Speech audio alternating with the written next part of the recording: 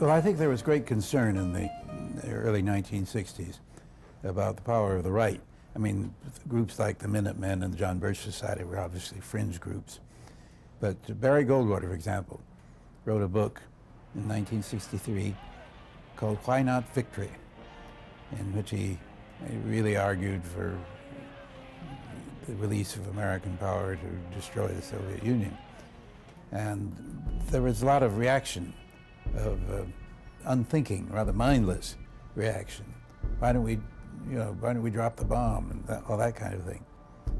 And this struck a chord through the country, particularly in the Southwest, particularly in Texas.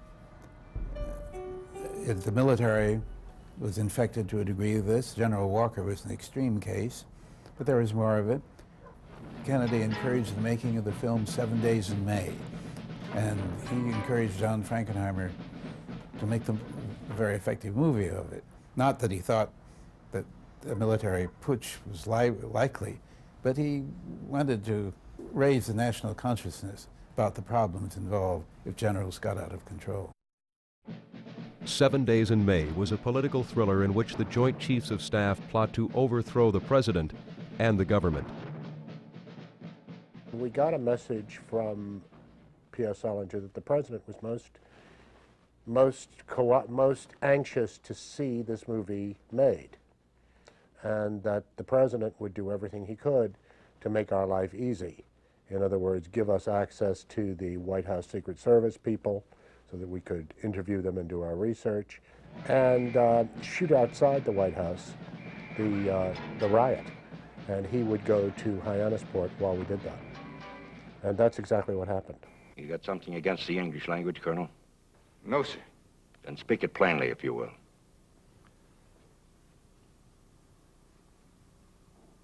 I'm suggesting, Mr. President, there's a military plot to take over the government. This may occur sometime this coming Sunday. The theme is very clear, that this threat from the far right is never very far from us. And Barry Goldwater, General LeMay, all those people really personified that kind of thing, and we were very opposed to it. And luckily we were able to get a forum to express our political viewpoint as well as a dramatic point of view. The lead conspirator in 7 Days in May was General Scott, played by Burt Lancaster.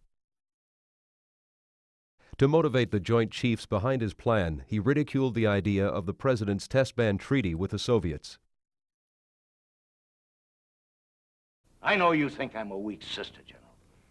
But when it comes to my oath of office, defending the Constitution of the United States... Somebody has to teach me how to salute a flag. Somebody has to teach you about the democratic processes that flag represents. But don't you presume to take on that job, Mr. President. Because frankly, you're not qualified. Your course of action in the past year has bordered on criminal negligence. This treaty with the Russians is a violation of any concept of security. You're not a weak sister, Mr. President. You're a criminally weak sister. Well, the Joint Chiefs of Staff did not consist, we thought in the White House, of the quality of the generals of the Second World War. Eisenhower, Marshall, Bradley, people like that were men of genuine quality. General Lemnitzer was a nice man, but not a very forceful man. Admiral Burke and General LeMay, representing the Navy and the Air Force, were incredible characters. I mean, they were both very good fighting men, but to have them as members of the Joint Chiefs of Staff, they were so intemperate and so unaware of the dangers of nuclear war, or of the sensitivity of the political equilibrium. Kennedy particularly could not stand LeMay. And yet LeMay was a great hero in the Second World War. He had many admirers on the Hill. To get rid of LeMay would pay a heavy political price. So Kennedy would have to endure LeMay. After Lemnitzer retired, he made Maxwell Taylor, who was a much more thoughtful general, chairman of the Joint Chiefs of Staff. And between McNamara and Max Taylor, even LeMay and Burke were kept relatively under control. The Kennedy assassination may very well be the defining moment of our time, and yet it has become marginalized and ridiculed as an obsessive concern of conspiracy buffs. Failing everything else, the Kennedy assassination needs to take its rightful place in our history, so that the importance of the event can be properly evaluated and we can better understand how our world and our political system have been altered and changed. Only then will we be able to comprehend what has become a difficult and elusive truth. People ask today, will we ever find out the truth about the Kennedy assassination? My feeling is that we know the truth about the Kennedy assassination. There is no doubt it was a conspiracy. We perhaps don't know the apparatus, exactly how it was carried out, but we do know there's absolutely no doubt. There's proof. The Warren Commission itself provided us evidence that there was a conspiracy. It's conceivable that there was a conspiracy. If there was a conspiracy, why has not someone described it? I mean, some participant in the conspiracy. I know you get into the widening circle of all the participants dying, but they must have told someone or left a manuscript for someone to sell at the National Enquirer for $185,000 or something like that. I'm skeptical about the conspiracy, but I don't know. I think most Americans are just too wrapped up in themselves to want to become involved in the Kennedy assassination anymore. It's history.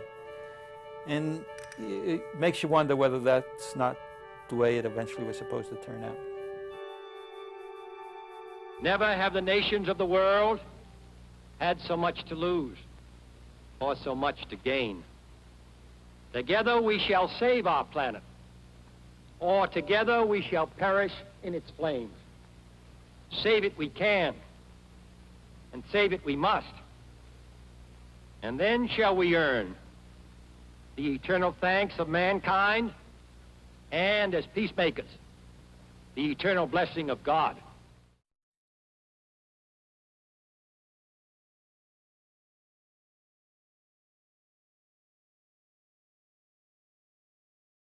Raymond, if we were at war, and you were suddenly to become infatuated with the daughter of a Russian agent, wouldn't you expect me to come to you and object, and beg you to stop the entire thing before it was too late?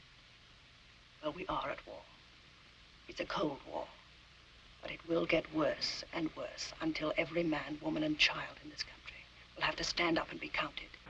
Perhaps you have heard that anti-communist programs and activities are creating an unhealthy, divisive, and dangerous climate of suspicion in America.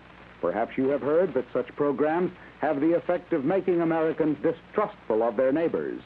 Some would even have us believe this air of suspicion is psychopathic, that all anti-communists are really mentally ill.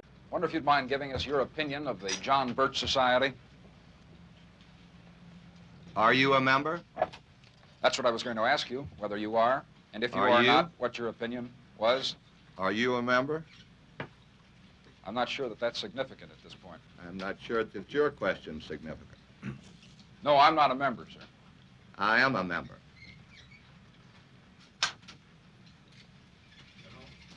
General, Robert Welch said. And I will add to that for your information that if I wasn't a member today, I would be considering being one very seriously in opposition to anti-communism. First, I shall check this banana with the Geiger counter to make sure that it has no contamination on it. Next, I shall deliberately contaminate the banana with this radioactive solution. This is not dangerous, but it is mildly radioactive. And when I again check it with the Geiger counter, you can tell by the clicks that it is radioactive. Now watch. I shall carefully peel the banana, check it again for contamination, find that it is safe, and eat it.